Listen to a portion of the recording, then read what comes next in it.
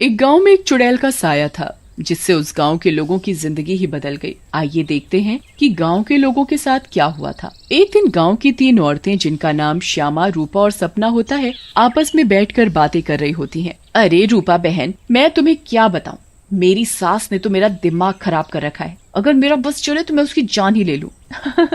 अरे क्या हुआ श्यामा बहन, इतना गुस्से में क्यों हो? शांति मौसी ने क्या कर दिया? हाँ तुम घर में अकेली हो ना, इसीलिए इतने मजे से रहती हो। हमसे पूछो जिनकी सास है, एक तो खाती हैं इतना, रोटी बना बना कर मेरे तो हाथ ही थक जाते हैं, ऊपर से हर काम में कमियां निकालती हैं। सही कह रही हो श्यामा बहन, मेरी कहानी भी कुछ कुछ तुम्हारी तरह ही है। मैं तो जरा सा अपने मर्द के साथ बैठ क्या जाऊं, पता नहीं कहां से बुढ़िया को खबर मिल जाती है, वहीं आकर सर पर खड़ी हो जाती है। हाँ ये तो चिंता की बात है सपना बहन, मौसी को समझाओ, नहीं तो दादी कैसे बनेंगी। रूपा की बात सुनकर तीनों जोर जोर से हंसने लगती हैं। तभी उनकी नजर एक गोलगप्पे वाली पर पड़ती है। गोलगप्पे वाली बहुत ही सुंदर होती है, उसे देखकर तीनों से रहा नहीं जाता और वो तीनों गोलगप्पे वाली के पास चली जाती हैं। अरे तुम तो औरत होकर गोलगप्पे बेच रही हो।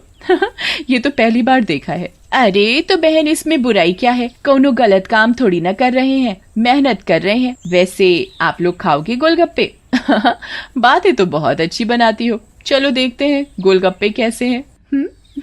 उसके बाद श्यामा और सपना दोनों गोलगप्पे खाने लगती हैं और रूपा वहीं खड़ी हो जाती है। रूपा को ऐसे खड़े देख गोलगप्पे वाली बोलती है, अरे बहन, आप नहीं खा रही गोलगप्पे? क्या हुआ, कहीं आपको अपने फिगर खराब होने का डर लग रहा है क्या? अरे नहीं नहीं, ऐसी बात नहीं है, मैं बस बाहर का सामान कम खाती हूँ और कोई बात नहीं, इन दोनों को खाने दो। श्यामा और सपना गोलगप्पा खाने के बाद बोलती हैं, अरे वाह गोलगप्पे वाली, क्या गोलगप्पे हैं, मुंह से तो स्वाद ही नहीं जा रहा, मजा आ गया। ऐसे गोलगप्पे मैंने जिंदगी में कभी नहीं खाए, तुम तो रोज आया करो, मैं तो रोज ही खाऊंगी। हाँ हाँ हाँ बहन जी, ये भी कहने की बात है, अब तो मैं रोज ही आया करूंगी, नया नया काम जो खोला है। उसके बाद वो गोलगप्पे वाली वहां से चली जाती है और वो तीनों औरतें भी अपने अपने घर चली जाती हैं। अगली सुबह रूपा पानी भरने के लिए कुएं पर जाती है। वहाँ औरतें आपस में बातें कर रही होती हैं। अरे रूपा बहन, पता है तुम्हें श्यामा और सपना कहाँ है? कहाँ है मतलब? अरे अपने घर पर होंगी और कहाँ? आहा, अरे नहीं रूपा बहन, वो दोनों अपने घरों से गायब हैं। कोई कह रहा था कि उनका चक्कर चल रहा था मर्दों के साथ और उन्हीं के साथ घर छोड़कर भाग गई हैं। बेचारे उन दोनों के पति। रूपा को ये बात सुनकर बहुत गुस्सा आता है और वो बोलती है, तुम्हें शर्म आनी चाहिए, औरत होकर औरतों के बारे में ऐसी बातें करते हो। ऐसा कहकर रूपा वहाँ से चली जाती है। शाम को वही गोलगप्पे वाली गांव में फिर से आती है। चीनू और टीनू नाम के 2 मंचुले उसे देखकर बोलते हैं, अबे टीनू, वो देख क्या लड़की है, एकदम एक नंबर, ये तो तेरी भाभी बनने लायक है बीड़ू। सही कह रहा है चीनू, लेकिन इसमें थोड़ा गलती होने का, ये अपन की नहीं, तेरी भाभी बनने लायक है, समझा क्या? फिर वो दोनों गोलगप्पे वाली के पास जाते हैं और बोलते हैं, ए गोलगप्पे वाली, क्या गोलगप्पे खिलाएगी हम दोनों को? आप दोनों भी कैसी बातें करते हैं, ये गोलगप्पे क्या मैंने पानी भरकर होली में मारने के लिए रखे हैं?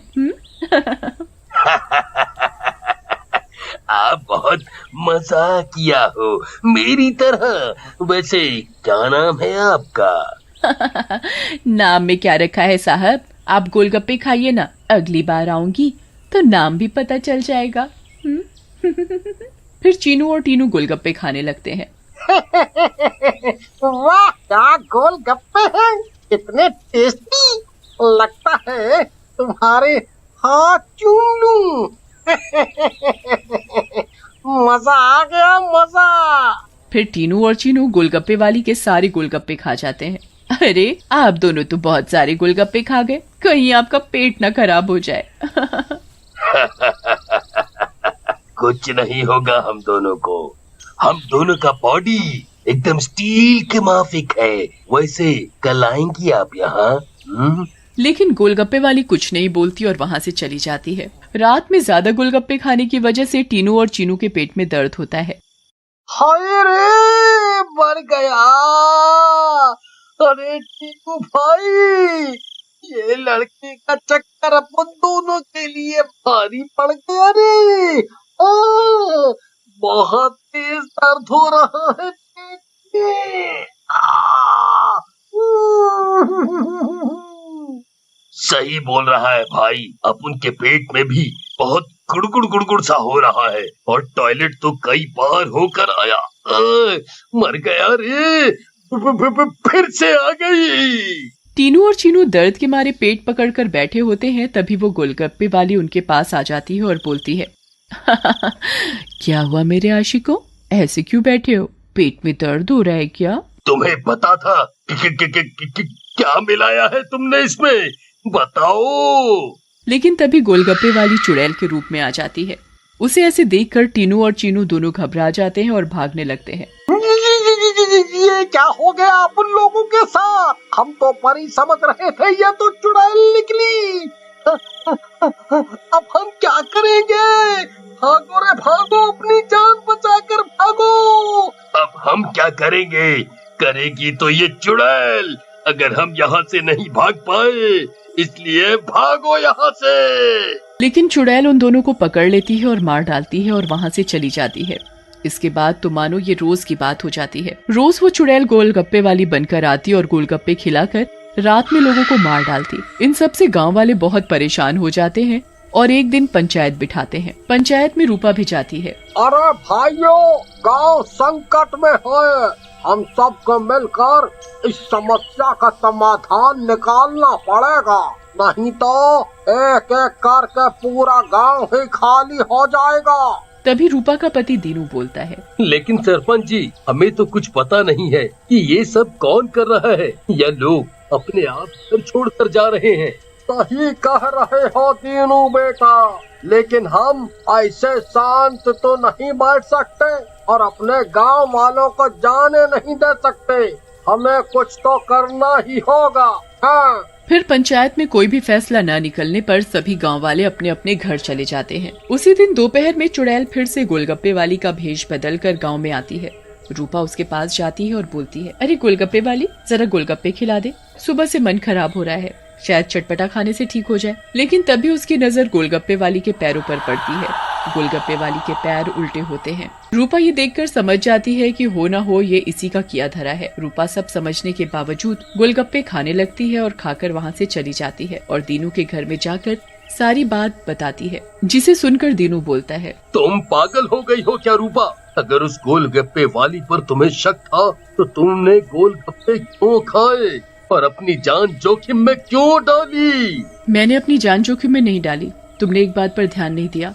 गांव में जितनी भी लाशें मिली हैं वो सिर्फ आदमियों की हैं, एक भी औरत की नहीं है। इसका मतलब ये है कि ये चुड़ैल अभी सिर्फ आदमियों को मार रही है। लेकिन रूपा, फिर भी औरतें तो गायब हो रही हैं और वो चुड़ैल निकली तो तुम उसका मुकाबला कैसे करोगी?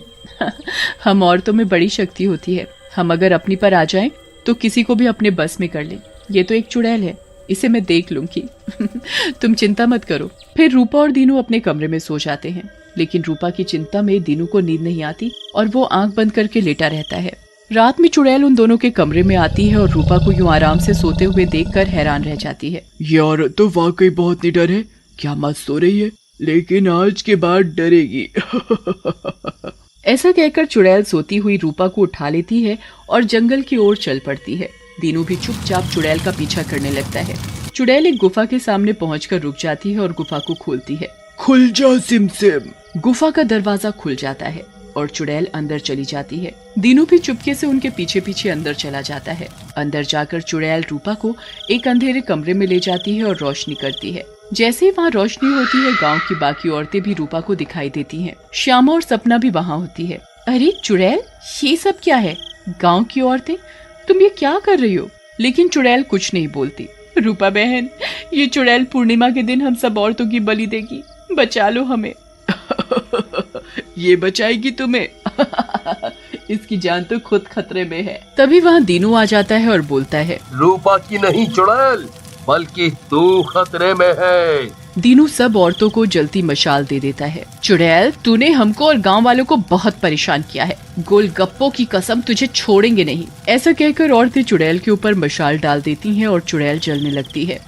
मुझे जाने दो, छोड़ दो। लेकिन चुड़ैल थोड़ी ही देर में जलकर भस्म हो जाती है